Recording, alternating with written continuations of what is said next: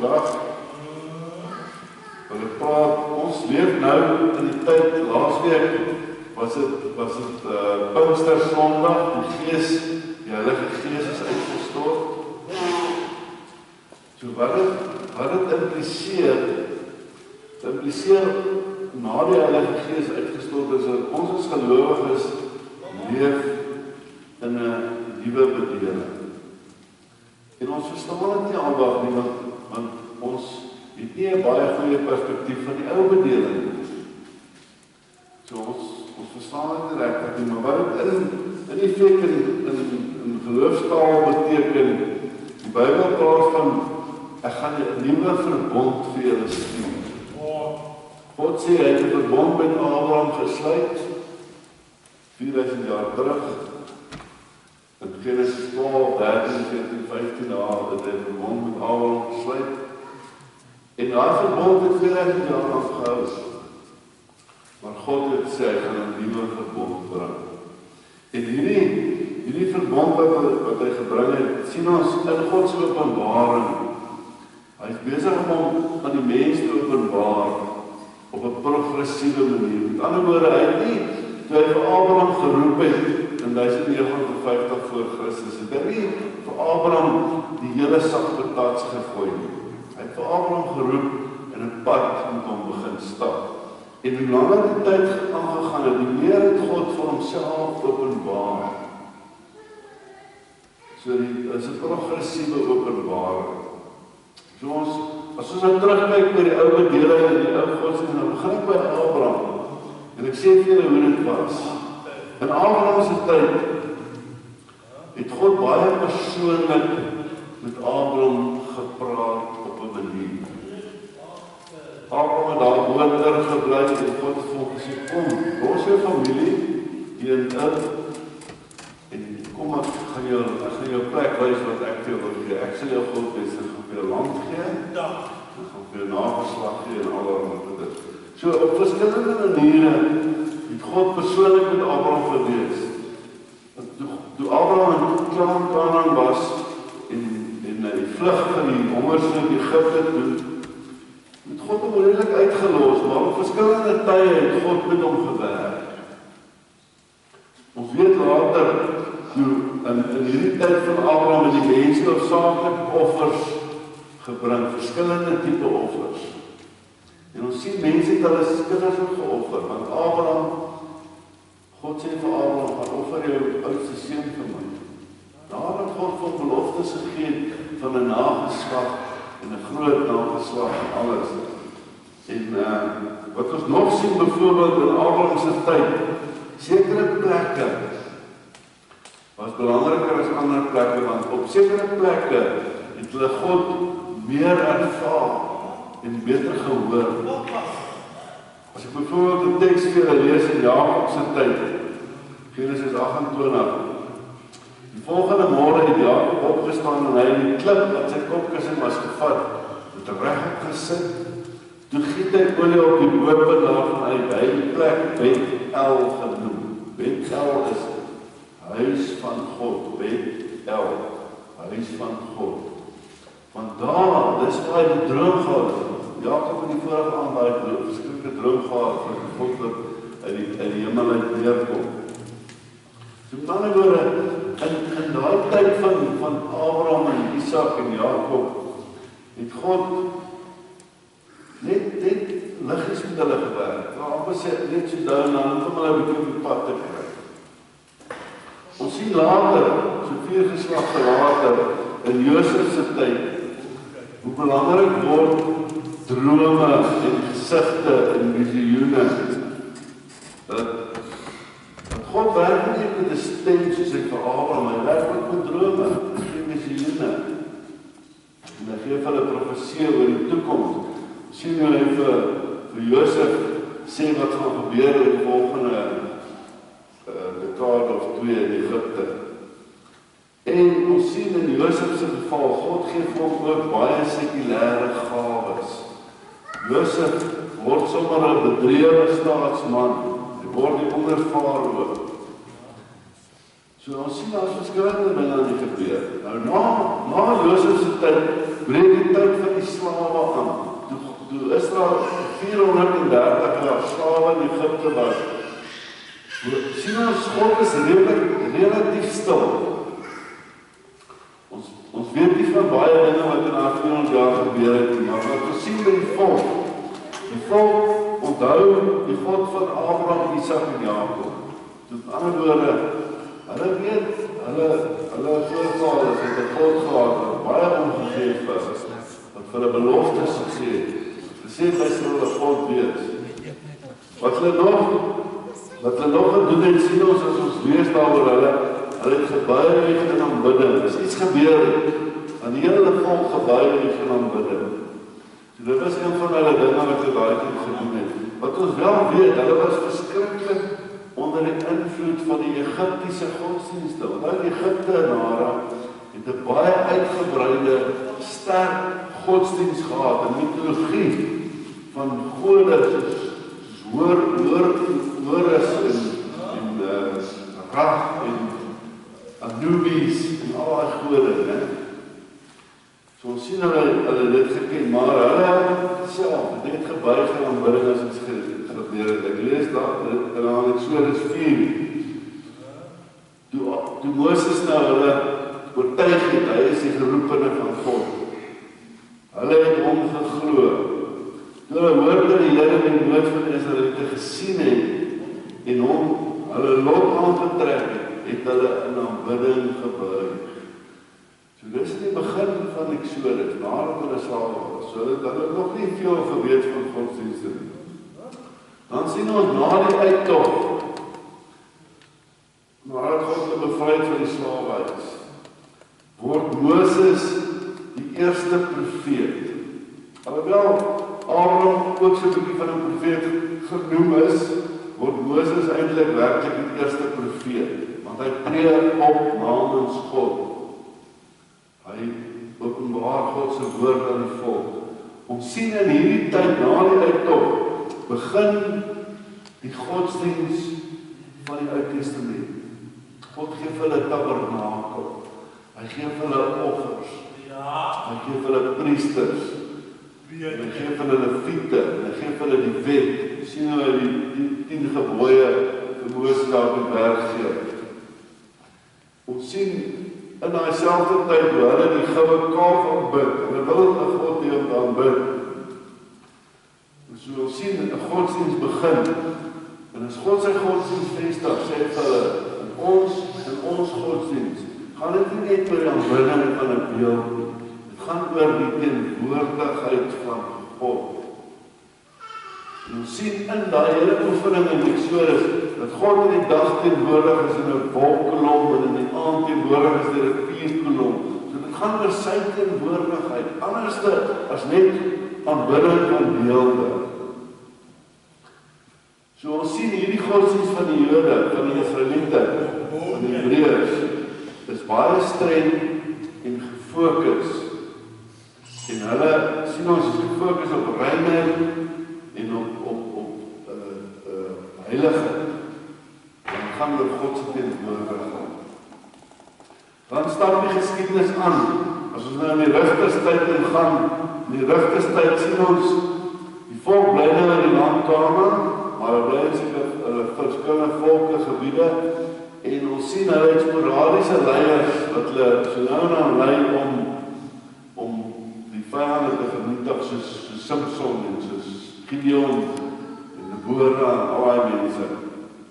Maar ons sien dat hulle afgode is 'n groot probleem. En van tyd tot tyd dan raak hierdie volk van God afvallig. Dan word hulle weer onder die vyande verslaan. Ons sien baie verkeerde blootstelling. Hulle word aan die volke blootgestel wat verkeerde dinge doen. So ons sien so 'n bietjie van 'n bipolêre warmte. Met ander woorde, hulle is nie warm nie, hulle is nie koud nie. Hulle val so 'n bietjie rond. En ons weet mos nou wat het God gesê in Openbaring. As jy kan herinner daaraan. Openbaring 3 sê God, ek weet alles wat julle doen. Ek weet dat julle nie koud is nie, julle is ook nie warm nie. As jy toch maar net koud en warm was, maar nou, omdat jy nou is, nie warm nie, wat nie koud nie, gaan ek julle uitspoeg. En ons weet dit. En hierdie rigterstyd was so gewees, dit was so 'n bietjie aan en af gewees. Na die rigterstyd kry die volk konings, en die koningstyd breek aan, en in die koningstyd begin daar amptelike profete optree. Elia en Elisa, lees van die profete in hierdie tyd. In hierdie tyd is daar baie profete wat optree, Jeremia, Jesaja en Esegiel. En in hierdie tyd kry hulle 'n tempel. En die godsdienst raak formeel. Hulle kry 'n tempel, en die allerheiligste is die ark is daarso, en ons sien ook in hierdie tyd dat die godsdienst stagneer. Die mense begin die godsdienst gevolge kry wat almal van ons kry. As jy lang genoeg aan 'n godsdienst deelneem, dan begin jou godsdienst sy inhoud verloor, en hy begin in die vorm floreer. En ons sien in hierdie tye van die konings, val die konings maar baie rond. Vir die volgende 200-300 jaar val die konings verskriklik rond. So as ek alles moet opsom tot op hierdie stadium, dan sien ons in die algemeen hierdie gebeure van die lede het baie gegaan oor 'n plek. As die volk nie 'n plek gehad het nie, soos die tempel nie, het hulle baie klei gedra. Dit het baie gegaan oor die persoon van die priester of die profeet. As hulle nie daai persone gehad het nie, en as die koning ook nie gedoen het wat goed is in die oë van die Here nie, het die volk klei gedra. So die persoon het baie alles bepaal. En baie gegaan oor die tyd, hulle het die regte tyd gehad. Hulle het die Sabbatdag was die heilige Sabbat gewees. So, die hele godsdienst het sekere elemente beoefen, soos heiligheid, en hulle was baie wetties, en hulle was baie gehoorsaam. Maar daar was 'n probleem. Die probleem van godsdienst, as dit so oor 'n plek gaan, en oor die voorskrifte, en oor die reëls, dan kan mense maklik begin voorgee en saam praat. Want dit is maklik om voor te gee, jy is 'n kind van God. Om voor te gee, jy is heilig. Jy moet net, as jy by ander mense is, moet jy net oulik wees.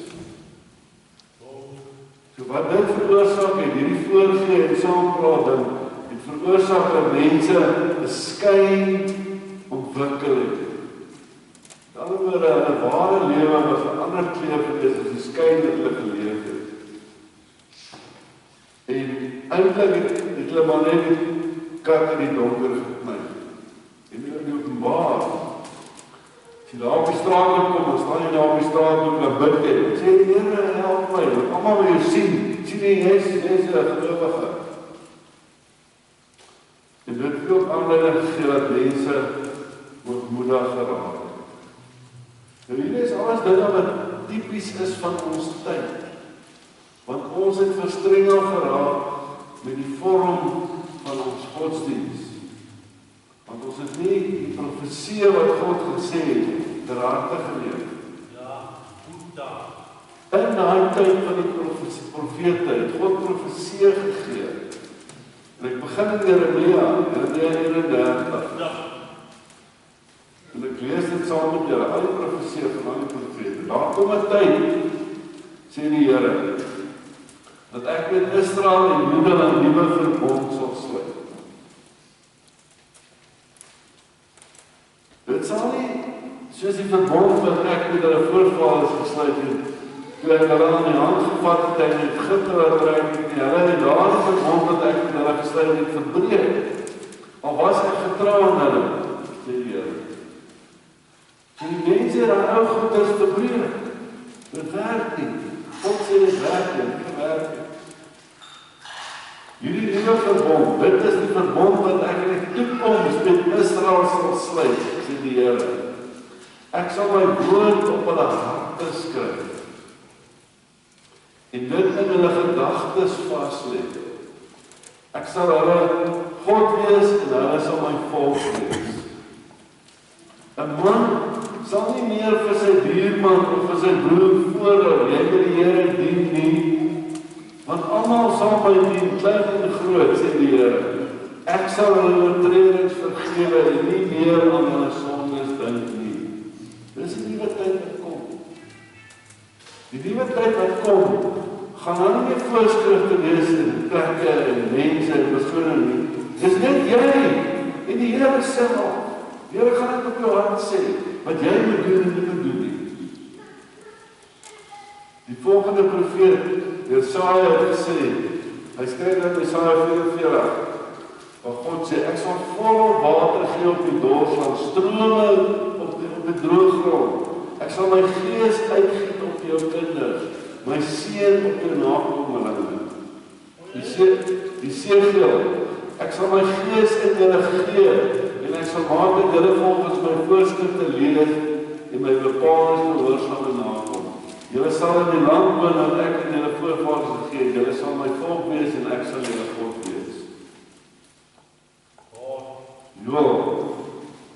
Wanneer dit alles gebeur, sal ek my gees laat kom op al die mense, julle seuns en julle dogters sal as profete optree.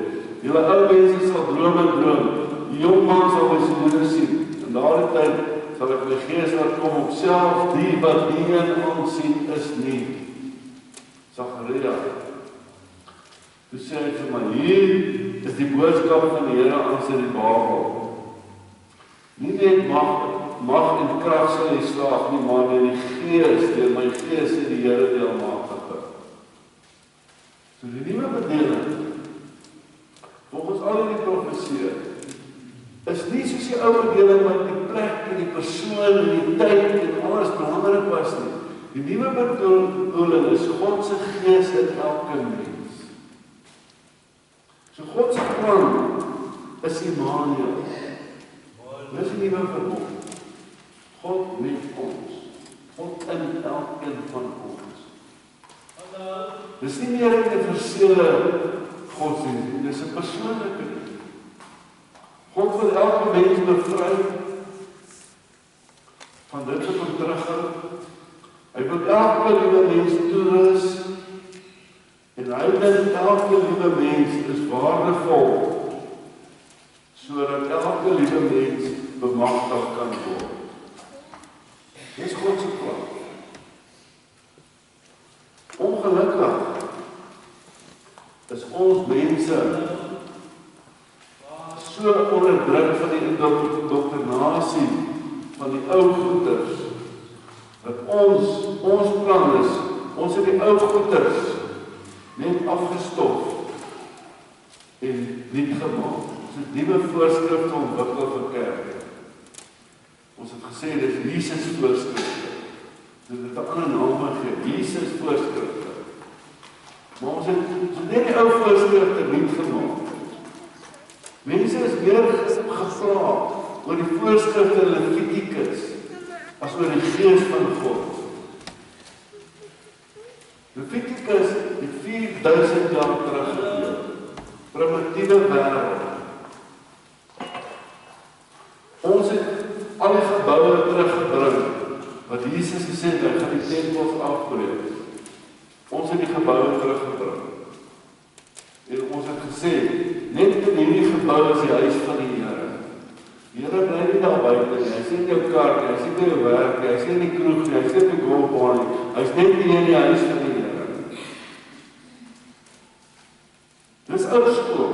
Dis ou goed wat ons net nie gemaak het. En sê, nee, dis nou die huis van Jesus. Jesus bly hierso. Ons het die toesig teruggebring. God wil elke gelowige bevry. Sê ons nee, bring die toesig terug, bring die klerekamp terug, bring die kerkraad terug, bring die hiërargie van die kerk terug. Nodig, bring allerlei goeders, bring die hiërargie terug. God wil ons bevry, ons sê nee, bring die veroordele terug, bring die sonde terug, want ons kan broeien oor die sonde weer. En ons het gesê, bring die beperking terug.